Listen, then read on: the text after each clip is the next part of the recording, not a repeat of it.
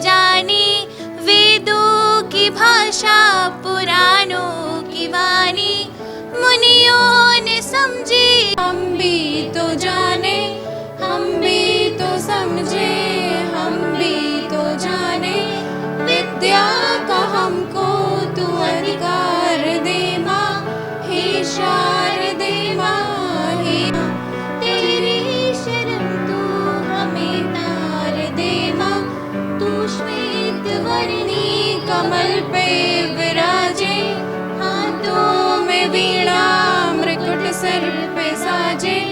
तू श्वेत वर्णी कमल पे विराजे, हाथों में वीणा मुकुट सिर पे साजे। से हमारे मिटा दो अंधेरे, मन से मिटा दो अंधेरे, से तार दे माँ, हे शारदे माँ, हे शारदे माँ, हे शारदे माँ, हे शारदे माँ।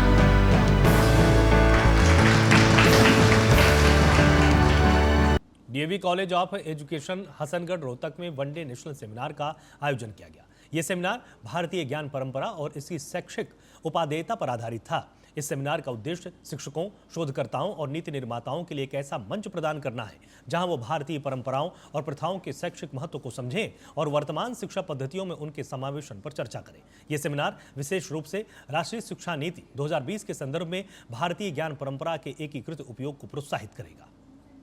हार धवला या शुभ्रवस्त्रावृता, या वीणावर करदण्डमण्डितकरा, या श्वेत पद्मासना, या ब्रह्माच्युत शंकर प्रभृतिभिः देवैः सदा वन्दिता, क्षमां पातुं सरस्वती भगवतीं निःशेषजाड्यापहा। सर्वप्रथम मैं माँ शारदे का वंदन करते हुए संस्था के संस्थापक जो हैं चौधरी लक्ष्मण सिंह जी का वंदना करता हूँ कि जिनके छत्र छाया में आज हम पल बढ़ रहे हैं। मैं यहाँ उपस्थित मंच पर उपस्थित हमारे मुख्य अतिथि श्री अजय कुमार कुहाड़ जी, श्रीमती नीरू राठे मैम, श्री ओपी व्यास सर, संस्था के प्रेसिडेंट श्री बलजीत सर और यहाँ उपस्थित सभी आगंतुक सज्जन और स्टूडेंट सभी का अभिनंदन करता हूँ। सेमिनार का जो मुख्य हमने विषय रखा है वो है भारतीय ज्ञान परंपरा और इसकी शैक्षिक उपादेयता। हम सभी जानते हैं कि हमारी जो प्राचीन परंपरा रही है बहुत ही गौरवशाली रही है। हम पहले जो था प्राचीन काल में विश्व गुरु की उपाधि से अलंकृत थे। भारत का ज्ञान विश्व में ज्योति फैलाता था। आज भी अभी जो सरकार है वो क्या कर रही है कि इस पे बहुत ही ज़्यादा फोकस किया जा रहा है। अभी जो वर्तमान इस साल का जो बजट आया था इसमें भी गवर्नमेंट ने भारतीय ज्ञान परंपरा को बढ़ाने के लिए स्पेशल बजट आवंटन किया हुआ है। तो उनका मुख्य उद्देश्य है कि हमारी जो प्राचीन परंपरा रही है, ज्ञान परंपरा रही है, उनमें बहुत सारी चीज़ें हैं जो अच्छाइयाँ हैं और आज की भी ज्ञान परंपरा है, इनमें भी अच्छाइयाँ हैं। तो दोनों का कम्बिनेशन लेके आगे कैसे भारत को विकसित किया जाए, तो इसी सब चीज़ को ध्यान में रखते हुए हमने अपने मैनेजमेंट के सभी सदस्यों के साथ बैठ के डिस्कशन किया, इस बात पे विचार किया कि हमें एक विचार मंच का आयोजन करना चाहिए जिस पर कि बहुत सारे लोग आएँ, विभिन्न विद्वान आएँ और इस तथ्य के ऊपर अपने प्रकाश डालें कि हमारी जो भारतीय ज्ञान परंपरा है वो आज की शिक्षा में कितनी प्रासंगिक है। वर्तमानकालीन जो शिक्षा पद्धति चल रही है इसमें क्या बदलाव हो सकते हैं और उनमें से क्या चीज़ें ऐसी है जो लागू की जाएं जो कि हमारी वर्तमानकालीन शिक्षण पद्धति है भारत को एक विकासशील देश की ओर से विकसित देश की ओर ले जा सके। तो इन्हीं तथ्यों को ध्यान में रखते हुए हमने यह जो विषय है इसका चयन किया। इसमें क्या है कि सभी लोगों को जो प्रबुद्ध लोग हैं सभी लोगों को सोचने की, समझने की, और ये चीज़ें एक विचार मंच है। यहाँ पे आके आप सभी लोग, चाहे छात्र हों, विद्वान लोग हैं, विद्वान लोग अपने विचार रखेंगे, छात्र उनसे लाभ उठाएंगे, क्योंकि यहाँ जो भी छात्र हैं भविष्य के शिक्षक हैं। तो भविष्य के शिक्षक हैं, जो चीज़ यहाँ से सीखेंगे वो जाके अपने छात्रों के ऊपर वो उपयोग करेंगे। तो इसलिए उनके लिए भी ये बहुत ज़रूरी है कि वो समझें कि हमारी परंपरा जो थी, ज्ञान परंपरा, उसमें क्या क्या अच्छाइयाँ थी और क्या क्या उसमें ये है जो आज के लिए प्रासंगिक है। तो मैं बहुत ज़्यादा ना बोलते हुए इसी शब्द के साथ अपनी वाणी को विराम देता हूँ। सबका एक बार पुनः धन्यवाद। नमस्कार, मैं सुहानी सिंह, स्वागत है आपका टीएनपी न्यूज़ में। और इस वक्त मैं मौजूद हूँ डीएवी कॉलेज एजुकेशन रोहतक में, और इस वक्त हमारे साथ मौजूद हैं नीलू राठी जी, जो कि प्रोफेसर हैं और वो इस सेमिनार में मुख्य अतिथि के रूप में आई हैं। उनसे जानती हैं कि जो इस सेमिनार में मुद्दा उठाया गया है एजुकेशन इम्प्लीकेशन, जो कि छात्रों के लिए बहुत बड़ा एक कदम उठाया गया है। अब कहीं ना कहीं जो प्रोफेसर हैं, जो टीचर हैं, वो छात्रों के बारे में सोच रहे हैं। तो इसके लेकर मैम का क्या कहना है, आइए उन्हीं से जानते हैं। मैम, जो एजुकेशन एप्लीकेशन का जो मुद्दा उठाया है, कहीं ना कहीं छात्रों के लिए एक बहुत बड़ा एक कदम हो गया, क्योंकि आज तक कभी इस मुद्दे पर कोई बात नहीं हुई। आपका क्या कहना है? देखिए, ये जो पॉलिसी आई है ये 34 इयर्स के बाद आई है और इसके अंदर काफ़ी सारे चेंजेस हैं। जैसे जो आज का हमारा सेमिनार का टॉपिक था, इंडियन नॉलेज सिस्टम की एजुकेशनल इम्प्लीकेशंस कैसे हों, ये इम्पॉर्टेंट है। तो उसके लिए ज़रूरी है इस टाइप के सेमिनार्स का होना, ओरिएंटेशन प्रोग्राम्स का ऑर्गेनाइज़ करना, क्योंकि जब तक किस तरीके के प्रोग्राम्स नहीं होंगे, अवेयरनेस नहीं होगी। और इस तरीके की मैं चाहूँगी कि टीचर्स के लिए, स्टूडेंट्स के लिए वर्कशॉप्स होनी चाहिए, ताकि प्रॉपर इसका इम्प्लीमेंटेशन हो पाए। क्योंकि जो हमारे कल्चर को इस पॉलिसी ने रिकॉग्नाइज़ किया है वो पहले कभी रिकॉग्नाइज़ नहीं किया गया, क्योंकि और वैसे भी ये पॉलिसी इतने सालों के बाद आई है। हमारा art, culture, languages, Indian knowledge system जो बहुत इंपॉर्टेंट है। देखिए, जो कोर कंटेंट है उसको स्टूडेंट्स क्लासेस में, टीचर्स उनको पढ़ा रहे हैं डिफरेंट तरीके से, लेकिन जो अपने कल्चर के बारे में जानना ज़रूरी है स्टूडेंट्स के लिए। क्योंकि अभी तक क्या हो रहा है, वेस्टर्न कल्चर को हमारे बच्चे फॉलो कर रहे हैं। क्योंकि जब तक अपने कल्चर के बारे में जानेंगे नहीं, या अपने जो इंडियन नॉलेज सिस्टम के बारे में नहीं जानेंगे, तो उसको इम्प्लीमेंट भी नहीं कर पाएंगे। तो बहुत अच्छा प्रोग्राम था और मैं चाहूँगी कि इस तरीके के प्रोग्राम्स एजुकेशनल इंस्टीट्यूशंस को ऑर्गेनाइज़ करने चाहिए। और जितना ज़्यादा अवेयरनेस होगी, जितना ज़्यादा इसको टीचिंग के अंदर इनकॉर्पोरेट किया जाएगा, तभी बच्चे इसको भी फर्दर आगे इम्प्लीमेंट कर पाएंगे। लास्ट क्वेश्चन, आपने कहा कि जो हमारे जो जनरल जो लैंग्वेजेस होते हैं उसके बारे में जो हमारे प्रोफेसर पढ़ाएं, तो क्या आपको लगता है कि जितने भी कॉलेजेस ऐसे स्कूल हैं वो जनरल नॉलेज के भी, जनरल हम जो लैंग्वेज है उसके बारे में भी पढ़ाई होगा? क्योंकि कहीं ना कहीं जिस तरह से सवाल उठ रहा है लैंग्वेज के बारे में, अभी हाल में ही जो तमिलनाडु के सरकार है और केंद्र सरकार भाषा को, लैंग्वेज को लेकर ही कहीं ना कहीं लड़ाई छिड़ी हुई। तो आप भाषा को लेकर क्या समझ रही हैं, लैंग्वेज को लेकर क्या सोच रही हैं, कितना बदलाव होना चाहिए उसमें? नहीं, बदलाव की ज़रूरत है। देखिए, हमारा जो कंट्री की ग्रॉस एनरोलमेंट रेशो की बात करें वो भी काफ़ी कम है। इवन हम हायर एजुकेशन के अंदर भी ये महसूस करते हैं कि बच्चे जब कंटेंट को ढूंढते हैं, भाई उनको इंग्लिश के अंदर तो अवेलेबल हो जाता है, लेकिन हिंदी के अंदर भी अवेलेबल नहीं होता। और जो एक मैकॉले का सिस्टम है, जो अभी इस सेमिनार के अंदर बहुत सारे हमारे जो रिसोर्स पर्सन्स हैं जिन्होंने डिस्कस किया कि इंग्लिश के बिना हम इम्प्रूव नहीं कर सकते, ऐसा नहीं है। ऐसा नहीं है। इसलिए पॉलिसी कहती है कि जो हमारी रीजनल लैंग्वेजेस हैं, जो 22 कॉन्स्टिट्यूशनल लैंग्वेजेस हैं, उनके अंदर भी कंटेंट डेवलप किया जाना चाहिए, ताकि स्टूडेंट्स को पढ़ने में आसानी हो। तो लैंग्वेजेस के ऊपर फोकस है। और जो 3 लैंग्वेज फार्मूला है, या सेकेंडरी लेवल पर भी जैसे स्टूडेंट्स फॉरेन लैंग्वेज ले सकते हैं, किसी कल्चर को जानना है, बाहर हायर एजुकेशन के लिए जाना है, या जो हायर एजुकेशन है वो भी, उसमें भी मल्टीलिंगुअलिज्म की बात की गई है, यानी इंग्लिश के साथ वो कोई और लैंग्वेज भी पढ़ सकते हैं। तो पॉलिसी एजुकेशन को लेकर, लैंग्वेजेस को लेकर बहुत क्लियर है इसमें। और जो बच्चा जब इनिशियल स्टेज पर आता है, मान लीजिए किसी भी फैमिली बैकग्राउंड से बच्चा जब स्कूल के अंदर आएगा और जाते ही वहाँ पर उसको अगर इंग्लिश में टीच करना शुरू करेंगे, तो वो मुझे नहीं लगता कि आगे फर्दर आने में इंटरेस्टेड होगा, क्योंकि जब तक उसके कॉन्सेप्ट्स क्लियर नहीं होंगे तब तक वो क्यों आएगा। तो रीजनल लैंग्वेजेस के अंदर बच्चों को पढ़ाना एक अच्छा इनिशिएटिव रहेगा। Thank you. तो ये थी हमारे साथ प्रोफेसर नीलू राठी जी। उन्होंने कहा कि एजुकेशन के लेकर जो इम्प्लीकेशन, ये जो मुद्दा उठाया जा रहा है, ये छात्रों के लिए बहुत ही बड़ा एक मुद्दा है, एक कदम है, और इससे बच्चे की जो पढ़ाई में है और जो छात्र आगे बढ़ना चाहेंगे वो आसानी से बढ़ सकते हैं। बात करेंगे ओपी व्यास जी से। जी सर। हाँ, मेरा नाम ओपी व्यास है। मैं राष्ट्रीय मानवाधिकार आयोग में जॉइंट रजिस्ट्रार के पद पे कार्यरत था पहले। आजकल मानवाधिकारों का कार्य करता हूँ और वकालत करता हूँ सुप्रीम कोर्ट में। सर, जो ये एजुकेशन इम्प्लीकेशन का मुद्दा है, जो ये एजुकेशन इम्प्लीकेशन का जो आज सेमिनार ऑर्गेनाइज किया जा रहा है, इसके बारे में आप क्या कहोगे? देखिए, सरकार जो नई शिक्षा नीति 2020 लेकर के आई है, इसके बहुत उपयोगी इसके अंदर प्रावधान बनाए गए हैं आज की आवश्यकताओं को देखते हुए। हम लोगों का क्या था कि हमारे पास इतना विस्तृत खजाना है ज्ञान का, जो वेदों से लेकर के हज़ारों साल पुराना, उसके ऊपर हमने कुछ नहीं किया आज तक। तो इंडियन नॉलेज सिस्टम को इंटीग्रेट करते हुए फ्यूचर के चैलेंजेस जो आएंगे उनका किस तरीके से मुकाबला करना है, और इस कॉलेज के द्वारा बहुत सार्थक पहल की गई है और मैं समझता हूँ कि इसका संदेश बहुत दूर तक जाएगा। देखिए, भाषा को लेकर के कभी भी मतभेद नहीं होने चाहिए। आप दक्षिण की यदि भाषाएं देखेंगे उसकी जननी आपको संस्कृत मिलेगी।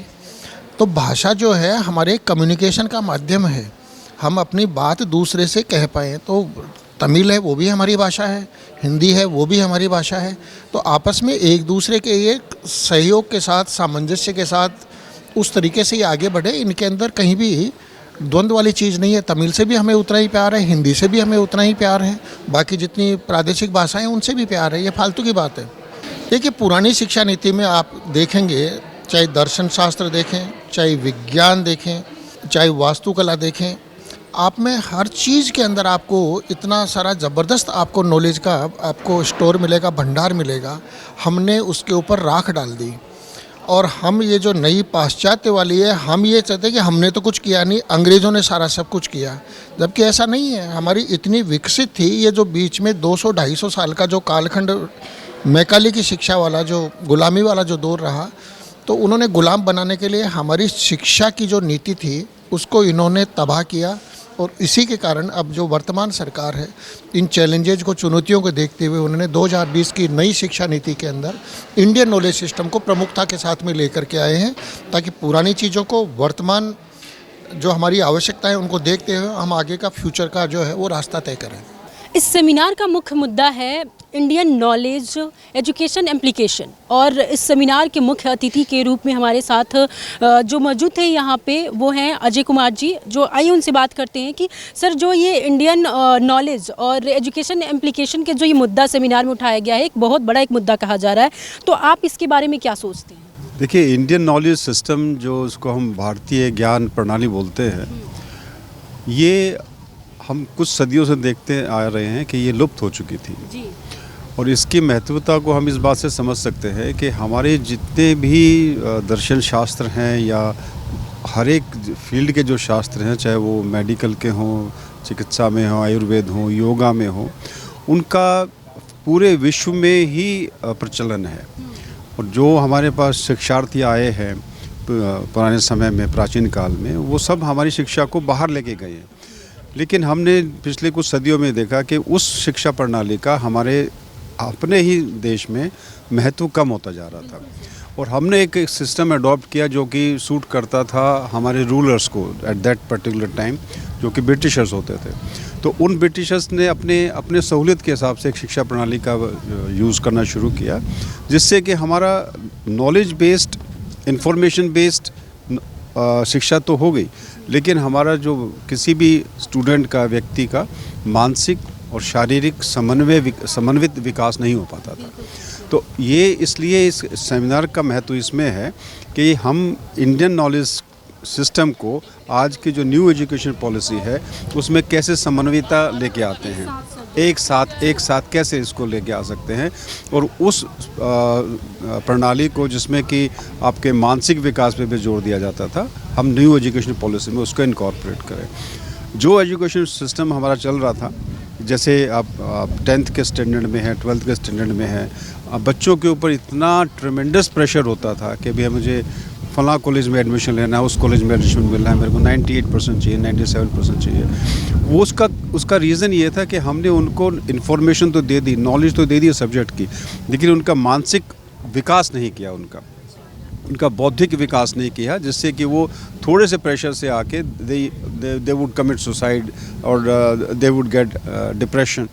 सो ये जो नई एजुकेशन पॉलिसी है, इसमें इंडियन नॉलेज सिस्टम को मर्ज करना, उसके साथ लेके आने का सबसे इम्पोर्टेंट जो एस्पेक्ट है वो यही है कि हमारे बच्चे ना ही सिर्फ शारीरिक तौर पे बढ़ें, ना ही सिर्फ ज्ञान की तरफ बढ़े, उनका बौद्धिक और मानसिक विकास बहुत अच्छे से हो। सर कहीं ना कहीं ये बहुत चैलेंजिंग होगा क्योंकि ये सारे कॉलेजेस में पहुंचाना इम्प्लीकेशन को, और कहीं ना कहीं देखा जाता है कि जो हमारे रीजनल लैंग्वेज होता है उसी मतलब हमारे कॉलेज में नहीं पढ़ाया जाता है और कुछ बच्चे पीछे रह जाते हैं, तो उसको लेकर आपको क्या कहना है? क्या प्रोफेसर और टीचर को इस बारे में और आगे काम करना चाहिए? देखिए, ये एक इशू है कि हमारी यूनिवर्सिटीज़ में क्या हम किस हद तक इसको, किस एक्सटेंट तक इस न्यू एजुकेशन पॉलिसी में अपने इंडियन नॉलेज सिस्टम को मर्ज कर सकते हैं। ये भाषा का जो एक इशू है कि भी हमारे, देखिए हम तो विभिन्नताओं में एकता वाला देश है और यहाँ पे हर एक भाषा का अपना अलग महत्व है। हम किसी को अंडरमाइन नहीं कर सकते कि ये कम है, लेकिन हमने जो प्रैक्टिकल एक्सपीरियंस जो देखा है कि इंग्लिश लैंग्वेज अभी तक जितनी है वो यूनिफाइंग फोर्स है। लेकिन अब एम्फोसिस ये है क्योंकि हमारे जो मेट्रो सिटीज़ हैं या बड़े शहर हैं, ए ग्रेड के सिटीज़ हैं, वहाँ तो इंग्लिश में सब बच्चे ज्ञान प्राप्त करते हैं, लेकिन जो छोटे शहर है जहाँ पे टैलेंट की कमी नहीं है, उनमें क्षमता की कमी नहीं है, लेकिन उनको इंग्लिश लैंग्वेज नहीं आती, तो वो कहीं इस रेस में पीछे रह जाते हैं। तो ये एक नई एजुकेशन पॉलिसी में इस पे एम्फेसिस दिया जा रहा है कि आप अपनी वर्नाकुलर लैंग्वेज में ही उसको पढ़ें। कुछ जैसे आपका लॉ की डिग्री होती है, मेडिकल की डिग्री होती है, इनमें थोड़ी सी दिक्कत आती है, लेकिन लॉ में इन्होंने शुरू कर दिया। लॉ में आप हिंदी में ना ही केवल पढ़ सकते हैं, अब आप कोर्ट में भी हिंदी में बोल सकते हैं। अब जैसे मेडिकल का है, मेडिकल में भी अब उन्होंने उसका रूपांतरण हिंदी में भी कर दिया काफ़ी, तो मेडिकल में भी चलेगा। और इसी तरह से आप हिंदी में ही क्यों करें, अगर आप गुजरात में है तो गुजराती के अगले लैंग्वेज में है तो उसमें भी उसका रूपांतरण करके पढ़ा जाए, सो दैट जो टैलेंट है वो किसी भाषा के वजह से उसका टैलेंट बाहर आने से रुके ना। ये इसका लगता है कि जो 74 या 70% हमारे जो साक्षरता दर है जो हमारे देश में, तो क्या ये भाषा की वजह से, मतलब हमारे जो रीजनल लैंग्वेज है उसकी वजह से पीछे रह गए? क्योंकि कहीं ना कहीं अभी महिलाएं भी जो 65%, अभी जो पुरुष है वो 74 समथिंग है, तो लगभग इस तरह से जो हमारी साक्षरता दर अभी कम ही हो रही, तो क्या ये लैंग्वेज की वजह से है कि इन कारणों और कई कारण हैं? देखिए, लैंग्वेज की वजह से शिक्षा का स्तर कम नहीं होता, शिक्षा की एक्सटेंट कम नहीं होती है। परसेंटेज और जो लिटरेसी है जो किसी भी स्टेट की है वो इस बात पे नहीं है कि भाषा की वजह से उसके पीछे होगा, नहीं, ऐसा नहीं कह सकते। भाषा देखिए, एक प्राइमरी लेवल तक और मिडिल लेवल तक तो किसी भी आप स्टेट में जाएंगे वो उनकी अपनी वर्नाकुलर लैंग्वेज में ही होती है शिक्षा। लेकिन जब हम उच्च शिक्षा के लिए जाएंगे वहाँ पे एक यूनिफाइंग फोर्स हमने अब तक जो देखा वो इंग्लिश है, कि आप कोई भी सब्जेक्ट लीजिए, अगर आप हायर एजुकेशन के लिए जा रहे हैं तो आप इंग्लिश भाषा को यूज़ करते हैं। ये शिक्षा में परसेंटेज जैसे आपने बताया 47% है, 45% है, मेल में 67% है, इसका रीज़न भाषा नहीं है, इसका रीज़न आर्थिक होता है। आर्थिक रीज़न है कि आपके पास इतना भी आपके साधन नहीं है कि आप उनको एक बहुत ही मिनिमम लेवल की एजुकेशन प्रोवाइड कर सकें। हालांकि हम देखें कि जितने भी हमारे सरकारी जो स्कूल्स हैं, चाहे दूर दराज में प्राइमरी स्कूल है, ऑलमोस्ट मतलब आप ये समझे कि बहुत ही कम फीस पे लेके बच्चों को पढ़ाते हैं। और कुछ जगह तो आपको कुछ तबके ऐसे हैं, कुछ अपने सेक्शन ऐसे सोसाइटी के जहाँ पे मुफ्त में पढ़ाया जाता है। तो वो भाषा एक कारण नहीं है, मुझे लगता है कि ये आपका आर्थिक कारण है जिसकी वजह से आपकी शिक्षा का लेवल कम है, परसेंटेज ऑफ कम है। तो ये थे हमारे साथ मुख्य अतिथि के तौर पर अजय कुमार जी ने साफ तौर कहा जो इम्प्लीकेशन है वो कहीं ना कहीं अब छात्रों को अपने जो सपने होंगे वो साकार करने में काफ़ी मदद करेगा, क्योंकि कहीं ना कहीं जो प्रोफेसर और जो छात्र जो स्टूडेंट थे वो एक दूसरे से कर नहीं पाते थे, अच्छे से बातचीत नहीं कर पाते थे, और कहीं ना कहीं ये रुकावट आती थी उनके आगे बढ़ने में। और ये जो DAV जो एजुकेशन कहीं ना कहीं बता दें आपको कि जो DAV कॉलेज है वो एक बहुत बड़ा ये कदम उठाया है, और इसी तरह से हर कॉलेजेस में, हर स्कूल में ये कहीं ना कहीं जो एजुकेशन इम्प्लीकेशन का जो मुद्दा है वो उठाना चाहिए। चलिए, तो अब हमारे साथ जुड़ चुके हैं एडवोकेट परमवीर देसवाल जी, और अब हम उनसे जानेंगे कि इस सेमिनार के बारे में उनका क्या कहना है। तो आइए जानते हैं उनसे। सर, आपका इस सेमिनार को लेकर क्या कहना है? ये सेमिनार का उद्देश्य क्या है? इस सेमिनार का उद्देश्य यही है कि जैसे जैसे मॉडर्न इंडिया के अंदर मॉडर्न एजुकेशन फैसिलिटीज़ आ रही हैं, इम्प्लीकेशंस हो रही हैं नई एज़ पर दी मॉडर्न जो हमारी नई एजुकेशन पॉलिसी आई है 2020 की, तो उसमें क्या क्या चेंजेस आए for the better future of the generation, जो अपकमिंग जनरेशन्स हैं, तो उनके लिए क्या बेटरमेंट हो सकती है और कैसे इंडिया का और इसके अंदर ग्रोथ हो सकती है थ्रू एजुकेशन, तो उसी के पर्पस के लिए आज ये सेमिनार ऑर्गेनाइज करा गया था, जिससे कि डिफरेंट एस्पेक्ट्स हमें पता चले कि वो कैसे होंगे और किस तरीके से आगे हमारी ये चीज़ फ्यूचर के लिए कामयाब होगी नेक्स्ट जनरेशन्स के लिए। सर, ये जो चीज़ें आ रही है, जिस तरीके से नई शिक्षा नीति वगैरह आ रही है, तो ये आगे चलकर क्या नए मोड़ ले सकती है, किस तरीके से ये बदल सकते हैं, मतलब आगे चलकर फ्यूचर जो है वो किस तरीके से सिक्योर हो सकता है इन चीज़ों को लेकर? इन चीज़ों को लेके सिक्योर फ्यूचर इसी तरीके से हो सकता है, जैसे जैसे एजुकेशन के अंदर और एडवांसमेंट्स आएंगी, डेवलपमेंट्स होंगी, तो वो हमारे फ्यूचर के लिए अच्छा है, फ्यूचर जनरेशन्स के लिए अच्छा है, हमारी देश के लिए अच्छा है, कि हमारी गवर्नमेंट के लिए अच्छा है, कि सब चीज़ों के लिए जो एक पूरा इंडिया एक जो हमारा नेशन है उसकी एडवांसमेंट के लिए ये सब चीज़ें, और जिससे कि हम सारी कंट्रीज़ को कम्पीट कर सके। जैसे अब इंडिया जैसे जैसे स्पीड से कर रहा है, तो अब वो आगे बढ़ ही रहा है एजुकेशन के उसमें, कि जो हमारी एजुकेशन लिटरेसी रेट है वो काफ़ी पहले से बढ़ चुका है, तो उसी की वजह से ये इसको इम्प्लीकेशंस हम लेकर आ रहे हैं, जिससे कि लोगों का बेटरमेंट हो। सर, ये जो पुरानी शिक्षा नीति है और नई शिक्षा नीति है, इनमें क्या अंतर है जो कि अब की सोसाइटी के लिए सही है या गलत है, क्या आप बोलना चाहोगे? एक्चुअली पहले जो एजुकेशन का सिस्टम था ना, वो बहुत डिफरेंट था, कि लर्निंग पे फोकस करते थे, कुछ करते थे। आजकल क्या है, जो अब मॉडर्न जनरेशन आ रही है, अब सारा जो प्रोसेस है बच्चों को पढ़ाने का, सिखाने का, लर्निंग का, वो सब कुछ डिफरेंट हो गया है, क्योंकि अब चीज़ें बहुत डिफरेंट तरीके से करती है। अब उनको सब चीज़ों को ढंग से करते हैं, कि बच्चों को प्रैक्टिकल ज़्यादा चीज़ें से कराते हैं, कि प्रैक्टिकल तरीके से करें या कैसे करें, कि वो नहीं है कि सिर्फ बच्चों को क्लास में बोला ज़बरदस्ती याद करवाई चीज़ें, जो हमने भी करी होंगी कभी अपने टाइम में। अब वो सिस्टम चेंज हो गया, तो उससे बच्चों के लिए और ग्रैब करते हैं, और टेक्नोलॉजी आ गई है। जैसे अब बच्चे जो है मोबाइल फ़ोन से भी यूज़ करते हैं, आईपैड्स भी यूज़ करते हैं, कंप्यूटर भी है, इंटरनेट भी है। पहले नहीं थी चीज़ें, तो अब उन चीज़ों से और एडवांसमेंट हो जाती है, और नॉलेज आप पूरी ऑल ओवर वर्ल्ड की गेन कर सकते हो। यही नहीं कि सिर्फ जो आपको स्पेसिफिक एक नॉलेज है, कोई गाँव के बच्चे हैं या कहीं छोटे शहरों में पढ़ रहे हैं, तो पूरे वर्ल्ड को एक्सेस कर सकते हैं। तो जो नई एजुकेशन पॉलिसी है 2020 की, उसमें यही सब इम्प्लीकेशन है कि हम वाइड कर रहे हैं इस प्रोसेस को, तो इसीलिए ये इम्प्लीकेशंस का ये पुरानी एजुकेशन से इसलिए इसमें फ़र्क आ रहा है। फिलहाल के लिए इतना ही। आप लगातार जुड़े रहिए टीएनपी न्यूज़ के साथ। नमस्कार।